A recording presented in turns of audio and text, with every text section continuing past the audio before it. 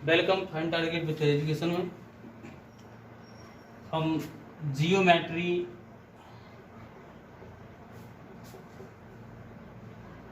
यानी ज्यामिति का ये पार्ट नंबर 8 पढ़ रहे हैं, जिसमें हम चतुर्भुज पढ़ेंगे।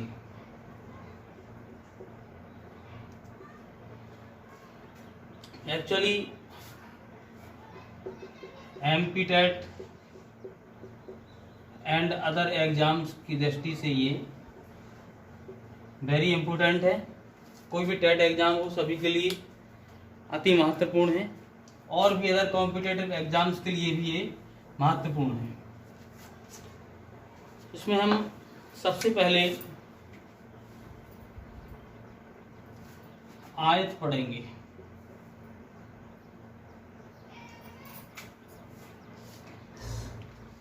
आयत को हम रेक्टेंगल कहते हैं।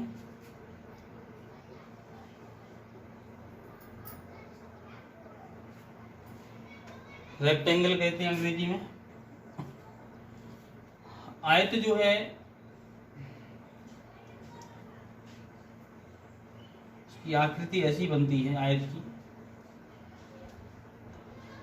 और आयत में जो आमने सामने की भुजाएं होती हैं ये बराबर होती हैं, यानी ये 4 सेंटीमीटर तो ये भी 4 सेंटीमीटर होगी, अगर ये 6 सेंटीमीटर हो तो ये भी 6 सेंटीमीटर होगी। और खास बात इसमें यह है कि इसमें जो चारों कोण होते हैं यहाँ पर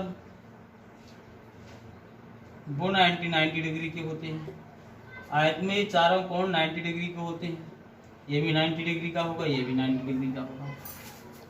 अगला गुण इसमें ये होता है कि इसके जो विकर्ण होते हैं, अगला गुण इसका ये है कि इसमें जो विकर्ण होते हैं ये विकर्ण एक दूसरे को समद्विभाजित करते हैं, एक दूसरे को समद्विभाजित करते हैं। समद्विभाजित यानी कि दोनों को बराबर बराबर भागों में बांटते हैं।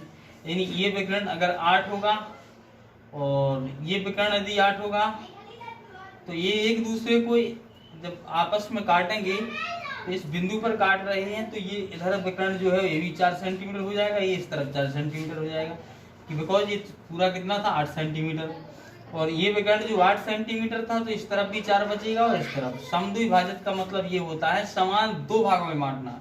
सम मतलब होता है समान, द्वि मतलब होता है दो, भागों में बांटना, भाजित मतलब भागों में बांटना। एक इसका गुण होता है कि समद्विभाजित करता है किसको, विकर्णों को। अगला इसका गुण है कि इसमें दोनों विकर्ण जो होते हैं ये दोनों विकर्ण आपस में बराबर होते हैं। विकर्ण आपस में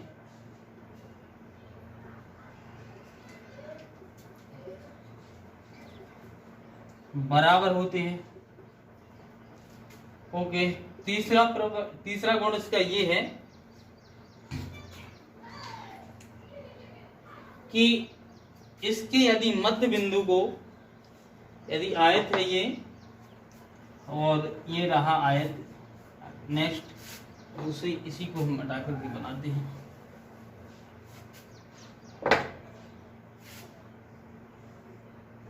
ये आयत रहा, और इस आयत के यदि भुजाओं के मध्य बिंदुओं को लिए जाए, इसका ये मध्य बिंदु, इसका ये मध्य बिंदु।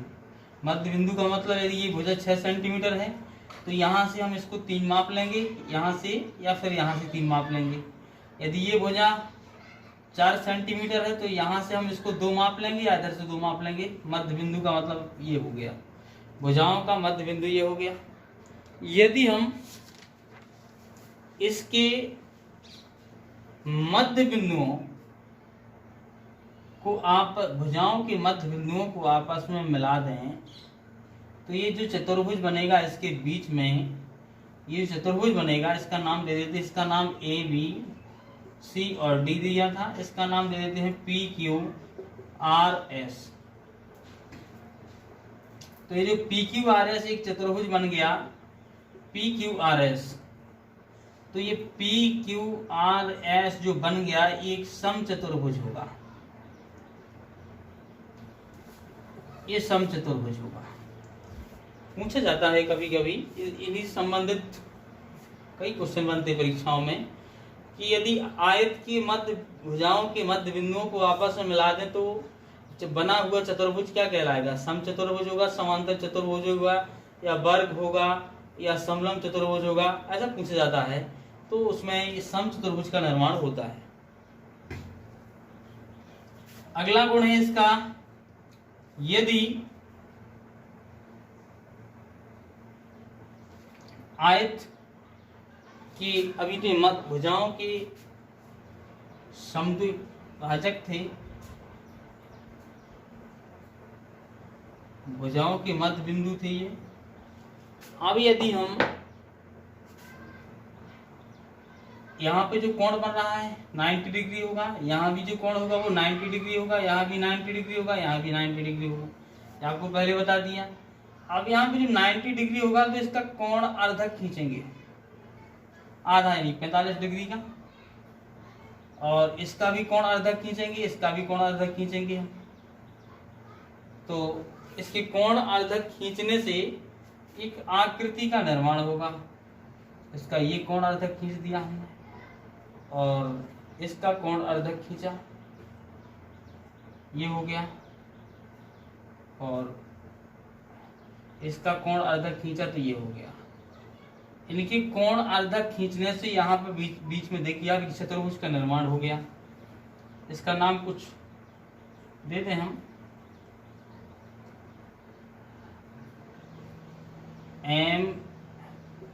MNOP। तो जो MNOP जो ये चतुर्भुज बन गया है, ये एक वर्ग होगा। इस प्रकार से चतुर्भुज में ये दो आकृतियां बनती हैं, एक समचतुर्भुज बनता है और एक वर्ग बनता है। आगे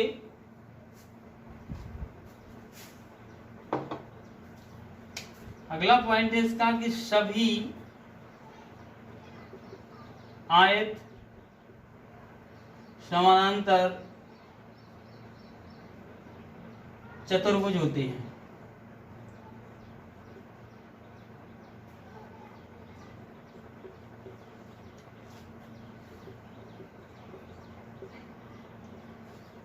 ये भी परीक्षा में पूछ लिया जाता है।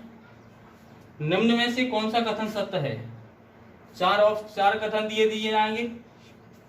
पहला लिखा होगा आयत के संबंध में निम्न में से कौन सा कथन सत्य है, वो लिखा होगा। पहला कथन होगा सभी आयत वर्ग होते हैं। नंबर दूसरा होगा सभी आयत समचतुर्भुज होते हैं। सभी आयत समानांतर चतुर्भुज होते हैं। तो हाँ, यही राइट हो जाएगा, याद रखना है हमें। अब कैसे होते हैं सभी आयत समांतर चतुर्भुज?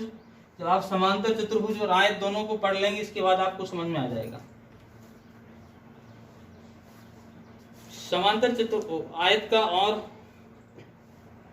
को और देखिए,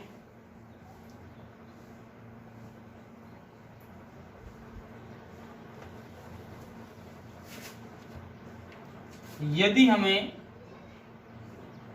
आयत दिया गया है, अभी क्षेत्रमिति से संबंधित है, आयत दिया गया है, ये भुजा दी गई हमें 4 सेंटीमीटर, दी गई 2 सेंटीमीटर। अब यदि हमें इसका विकर्ण ज्ञात करना है, तो यदि आपको विकर्ण का सूत्र नहीं आता है, आयत के विकर्ण का सूत्र, जैसा कि आयत के क्षेत्रफल का सूत्र आपसे पूछा जाता है, आयत का क्षेत्रफल बता दे रहा हूँ, जियोमेट्री में वैसे ये नहीं बताया जाता है, बता देता हूँ। टोटल आयत का क्षेत्रफल से संबंधित पूछा जाएगा तो लंबाई गुणे चौड़ाई हो जाएगा इसका, ये क्षेत्रफल का सूत्र हो जाएगा। अगर पूछा जाता है आयत का परिमाप, इसका फॉर्मूला पूछा जाए तो आप जानते हैं परिमाप का मतलब होता है टोटल भुजाओं का योग। तो टोटल भुजाएं कौन कौन है इसमें, ये भुजा समान है, ये भुजा समान है, तो हम ऐसा लिख देंगे, ये क्या है लंबाई और प्लस ये क्या है चौड़ाई। 2 लंबाइयां हैं 2 चौड़ाइयां हैं, सेम है, तो इसलिए इसमें 2 लिख देंगे, इसका एक फॉर्मूला बन जाएगा। अब यदि आपको विकर्ण निकालना है इसका, आपको फॉर्मूला नहीं आता है, तो आप देखिए यहाँ 90 डिग्री का कोण बन रहा है, यहाँ पे इसका मतलब है समकोण त्रिभुज का निर्माण हो रहा है और समकोण त्रिभुज ये बन गया है इधर से इधर। नाम दिया हमने ए बी सी डी। तो यहाँ पर देखिए बी सी डी ये क्या है, समकोण त्रिभुज है। तो समकोण त्रिभुज है, तो समकोण त्रिभुज में दो भुजाएं दी गई हो, एक भुजा ना दी गई हो, तो हम पाइथागोरस प्रमेय लगा देते हैं। तो इसमें पाइथागोरस प्रमेय लगा देंगे हम, कर्ण का स्क्वायर बराबर आधार का स्क्वायर प्लस लंब का स्क्वायर। तो फिर उसके फॉर्मूले से पाइथागोरस प्रमेय से इसका हम कर्ण निकाल लेंगे। कभी कभी ऐसा भी होता है, परीक्षा में दिया जाता है कि यदि कर्ण दे दिया जाए 8 और ये दे दिया चौड़ाई दे दी, विकर्ण दे दिया 8 चौड़ाई दे दी लंबाई नहीं दी, तो इसमें पाइथागोरस प्रमेय लग जाएगा, क्योंकि कर्ण दिया गया, आधार लंब दिया गया और आधार नहीं दिया गया, तो इसमें पाइथागोरस प्रमेय से इसको सॉल्व कर लेंगे हम। और इसमें भी देखिए वही प्रोसेस इसमें भी होगी। अगर यहाँ पे ये 2 है भुजा तो ये भी 2 होगी, इसका मतलब ये विकर्ण दिया गया है, ये नहीं दिया गया, तो यहाँ ही पाइथागोरस प्रमेय लग जाएगा। तो इसके इस प्रकार से हम इसको सॉल्व कर सकते हैं, निकाल सकते हैं। और आयत में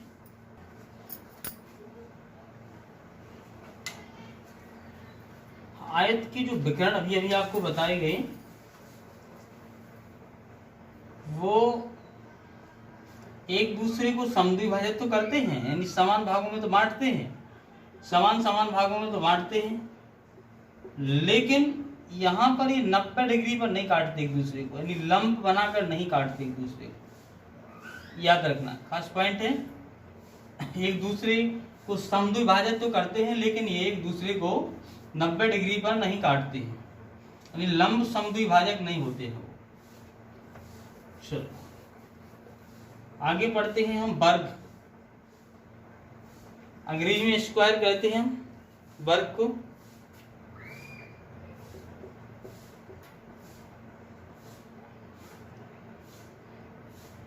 वर्ग क्या होता है?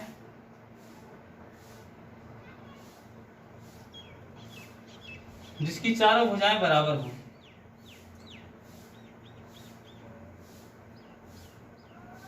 चार चार चार चार कुछ भी हो सकता है, 6 भी हो सकती है, 8 भी हो सकती है। चारों भुजाएं बराबर हैं, नामकरण अपने हिसाब से कर सकते हैं। चारों भुजाएं बराबर होंगी तो इनके दोनों विकर्ण भी आपस में बराबर होंगे, ये भी क्लियर है। दूसरी बात नंबर फर्स्ट यहां लिख देंगे हम, चारों भुजाएं बराबर होती हैं। नंबर दूसरा पॉइंट, विकर्ण आपस में बराबर होते हैं। तीसरा पॉइंट, विकर्ण बराबर भी होते हैं, साथ ही साथ में एक दूसरे को 90 डिग्री पर भी काटते हैं। याद रखना, एक दूसरे के लंब समद्विभाजक होते हैं। लंब समद्विभाजक यानी एक दूसरे को 90 डिग्री पर काटते हैं, यानी समान दो भागों में तो बांटते ही हैं, इसमें ये एक्स्ट्रा हो गया। तो आयत था उसमें ये 90 डिग्री पर नहीं काट रहे थे, लेकिन हाँ एक दूसरे को समान भागों में बांट रहे थे, एक दूसरे को समान भागों में भी बांट रहे हैं और 90 डिग्री पर भी काट रहे हैं। याद रखना, लंब यहाँ 90 डिग्री का कोण बनाते एक दूसरे को काटते वक्त ही। अगली बात, अगला पॉइंट इसमें,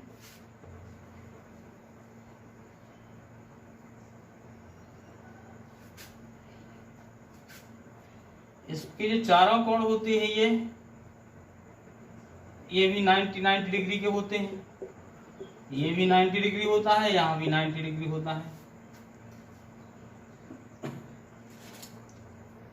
अब यहाँ पर हम अब इसके अंदर बनने वाली आकृतियों के बारे में विचार करते हैं।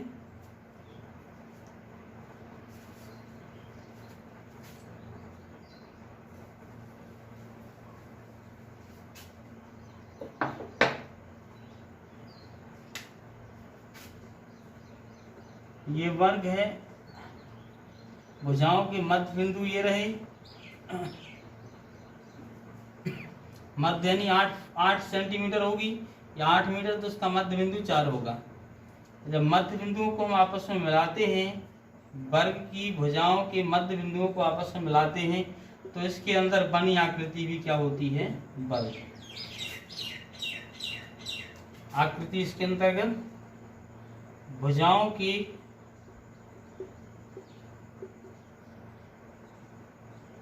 मध्य बिंदुओं को मिलाने पर बना चतुर्भुज वर्ग होता है।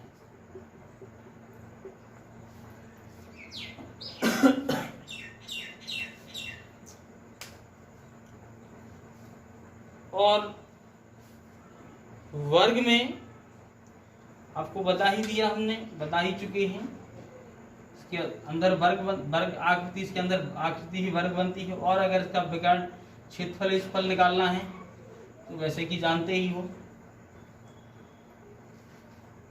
चारों भुजाएं समान होती हैं तो क्षेत्रफल का सूत्र हो जाता है वर्ग का क्षेत्रफल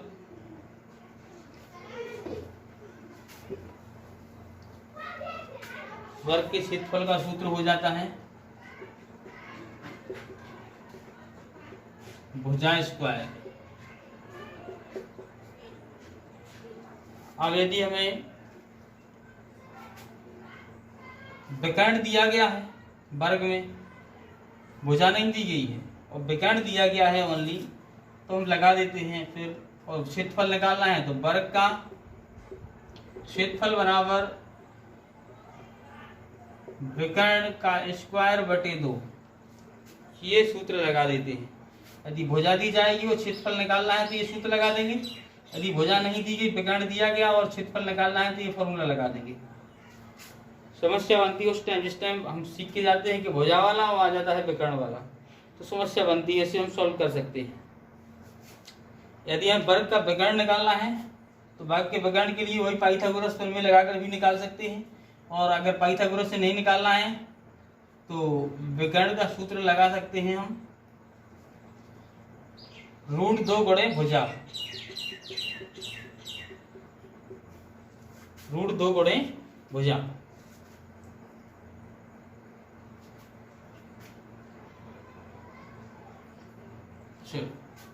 इस प्रकार से वर्ग, अब हम वर्ग को, अगर प्रश्न आता है संबंधित कि वर्ग को हम क्या कह सकते हैं, तो आप एक वर्ग को क्या कहेंगे, या आयत कह सकते हैं कि आयत को वर्ग कह सकते, क्या कह सकते हैं। तो याद रखना, वर्ग को आयत तो कह सकते हैं परंतु आयत को वर्ग नहीं कह सकते हैं। वर्ग को आयत कह सकते हैं तो लिख देंगे हम, वर्ग एक आयत होता है, यही लिखा हुआ है, वर्ग एक आयत होता है।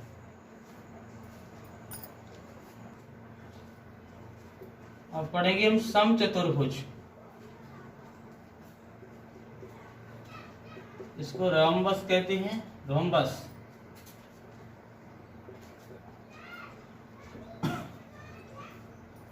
समचतुर्भुज क्या है?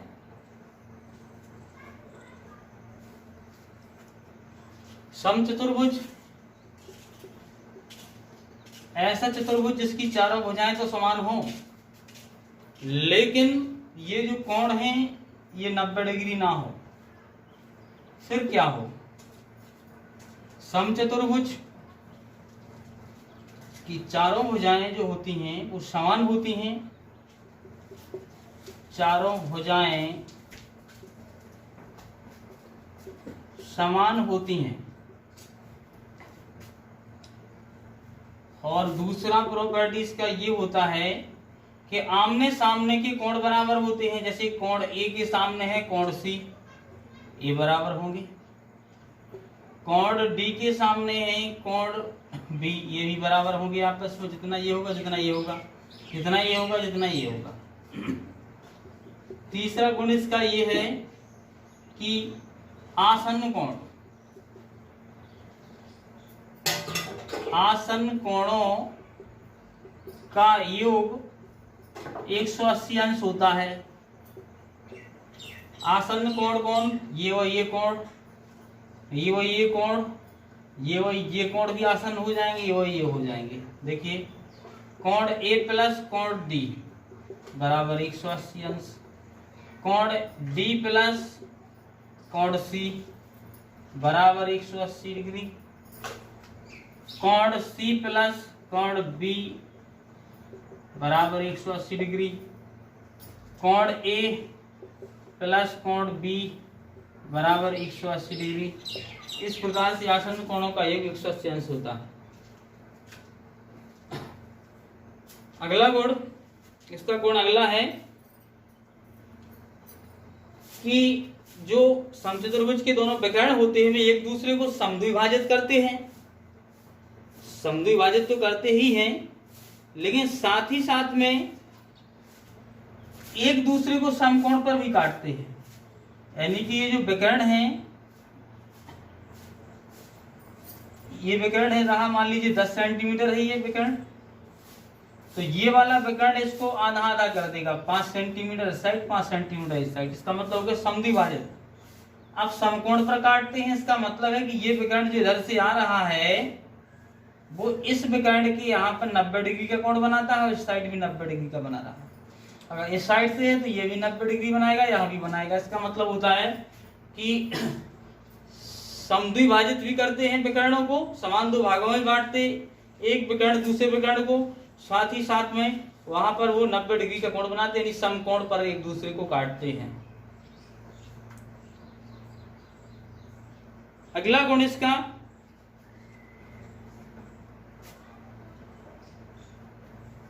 जो विकर्ण होते हैं इनकी एक और खासियत है समचतुर्भुज के विकर्णों की, कि ये जो विकर्ण होते हैं ये कोणों को भी समद्विभाजित करते हैं। यानी जो कोण होते हैं, अगर यहाँ पे जितना भी कोण बनेगा यानी 70 बन रहा है, यदि यहाँ पे 70 बन रहा है तो इसका मतलब क्लियर है कि 70 बनता है तो ये 35 डिग्री के बीच से ही जाएगा ये।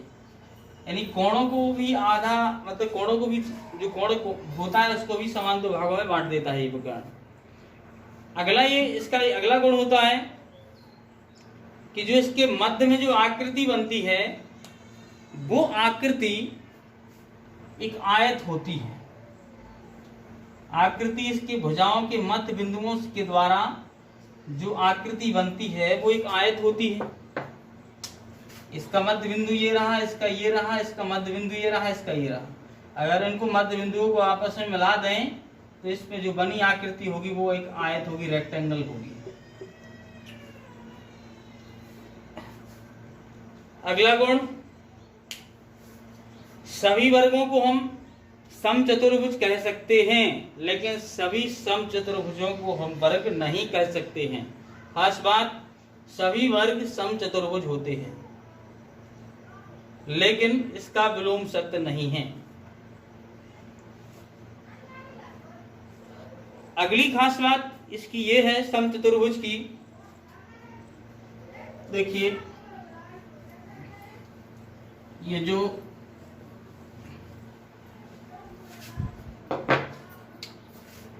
समचतुर्भुज है, माना ये समचतुर्भुज है,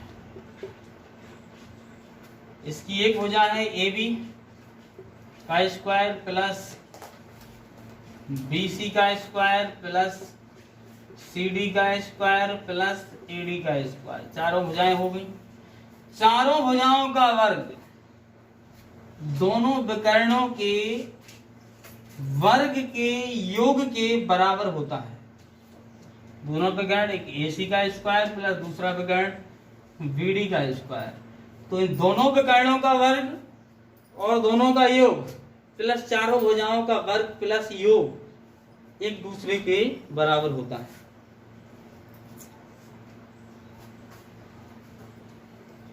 और क्षेत्रफल इसका निकालना हो, समचतुर्भुज का क्षेत्रफल तो होता है 1/2 गुणे विकर्णों का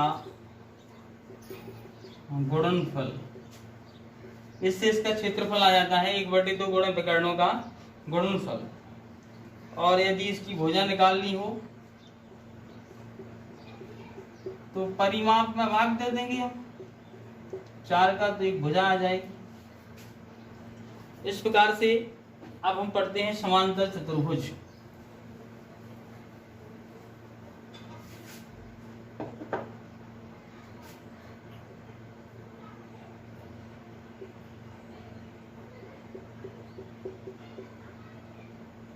समांतर चतुर्भुज। समांतर चतुर्भुज जो है वो सेम एक आयत की तरह होता है, थोड़ा सा इसमें डिफरेंस होता है मात्र, तो वो आपको बताते हैं उसमें क्या डिफरेंस होता है, जिसको पैरेललोग्राम कहते हैं। पैरेललोग्राम कहते हैं इसको अंग्रेजी में। समांतर चतुर्भुज देखिए, आयत में चारों कोण 90-90 डिग्री के होते हैं, जो कि समांतर चतुर्भुज में ऐसा नहीं होता है।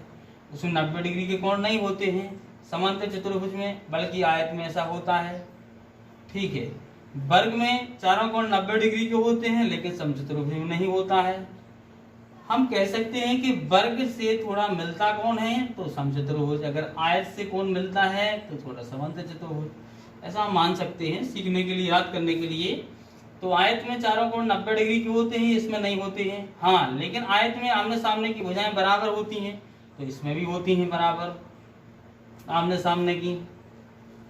दूसरी बात, आयत में ये एक विकर्ण एक दूसरे को समद्विभाजित करते हैं, तो इसमें भी करते हैं। आयत में विकर्ण एक दूसरे को 90 डिग्री पर नहीं काटते हैं, तो इसमें भी नहीं काटते हैं। अगली बात, इसके जो कोण होते हैं वो एक दूसरे के सम्मुख कोण बराबर होते हैं।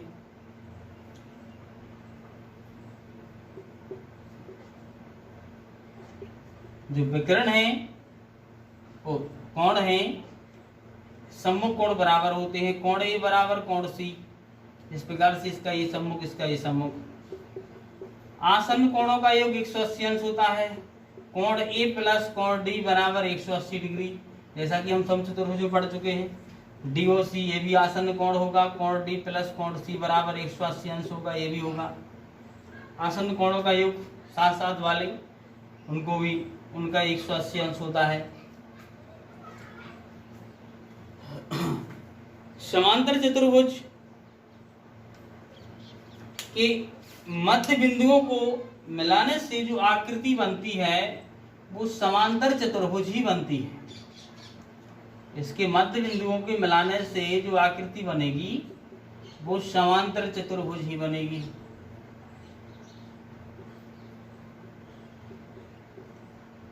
समांतर चतुर्भुज ही बनती है।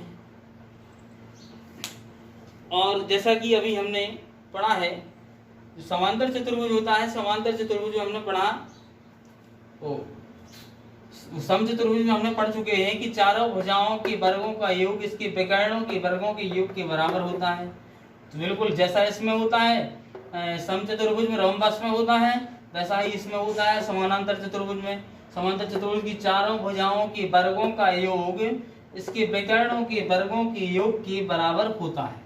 सेम वैसा ही होता है। समांतर चतुर्भुज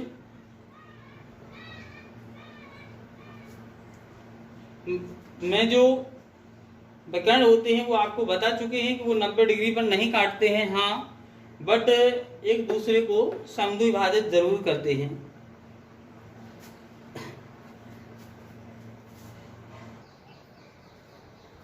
समांतर चतुर्भुज का क्षेत्रफल निकालना है यदि हमें इसका, तो सूत्र लगा देते, आधार गुणे ऊंचाई।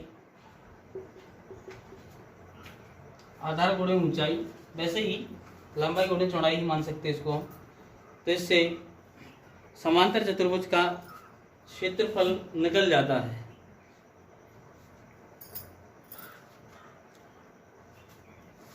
अब पढ़ते हम समलंब चतुर्भुज।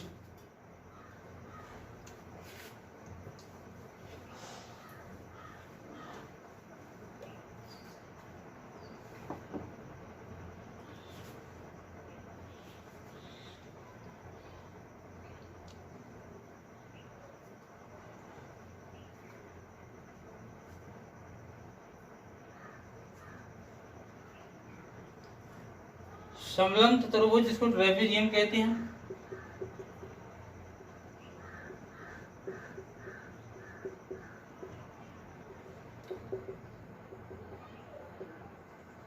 ट्रेपेजियम कहते हैं।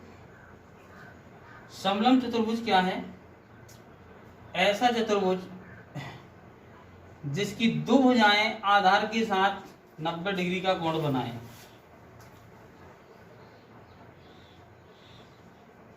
मान लीजिए ये दो भुजाएं हैं, ये हैं, नाम दे देते पी क्यू आर एस। तो पी क्यू भुजा और एक आर एस भुजा, ये आधार है ना जो पी आर के साथ 90 डिग्री का कोण बना रही है। तो ये हैं भुजाएं, समांतर भुजाएं हैं। दो समांतर भुजाएं आधार के साथ 90 डिग्री का कोण बनाए, वो समलंब चतुर्भुज है। यदि इसका हमें क्षेत्रफल ज्ञात करना होता है तो हम ऐसे भी ज्ञात कर सकते हैं कि यदि ये छोटी भुजा कहलाती है, ये बड़ी भुजा है, तो हम ऐसे भी निकाल सकते हैं। यहां से लंब डाल देंगे इसमें तो एक त्रिभुज बन जाएगा, ये समकोण त्रिभुज। तो जैसे ये 6 सेंटीमीटर भुजा होगी तो ऊपर वाली मान लीजिए 10 थी, ये पूरी यहाँ से लेकर यहाँ थी, तो 6 है, तो यहाँ तक ये 6 बची हुई है, इधर 4 बची हुई है। इसकी चौड़ाई मान लीजिए 4 सेंटीमीटर है, तो यहाँ भी 4 होगी। अब हमें ज्ञात क्या करना है? यहाँ पर कर्ण, तो पाइथागोरस निकाल लगा करके मान लीजिए हमने इसको x निकाल लिया, x आया ये, तो टोटल इसका क्षेत्रफल निकाल लेंगे। त्रिभुज का क्षेत्रफल बराबर 1/2 आधार कोण ऊंचाई, इससे क्षेत्रफल निकाल लेंगे। तो मान लीजिए इसका क्षेत्रफल 20 निकला, और एग्जाम्पल दे रहा हूँ, करेक्ट नहीं निकाल रहा हूँ। और इसमें वही आयत वाला सूत्र लगा देंगे, लंबाई गुणे चौड़ाई, तो लंबाई है 6 और चौड़ाई है 4, तो 6 गुणे 6 चौको 24 हो गया, प्लस 20, तो टोटल आ जाएगा इसका समलंब चतुर्भुज का क्षेत्रफल हो जाएगा पूरा 44 हो जाएगा। इस प्रकार से इसका हम क्षेत्रफल निकाल सकते हैं। ऐसे नहीं निकालना है तो बात डायरेक्ट बाई फॉर्मूला निकाल सकते हैं हम। बाई फॉर्मूला कैसे निकालेंगे? समलंब चतुर्भुज का क्षेत्रफल बराबर एरिया बराबर 1/2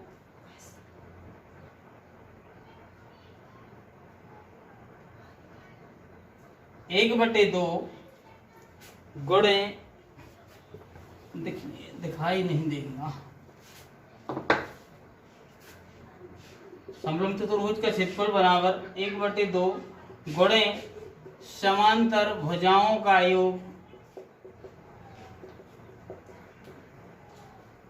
गुणे उनके बीच की दूरी यानी ऊंचाई।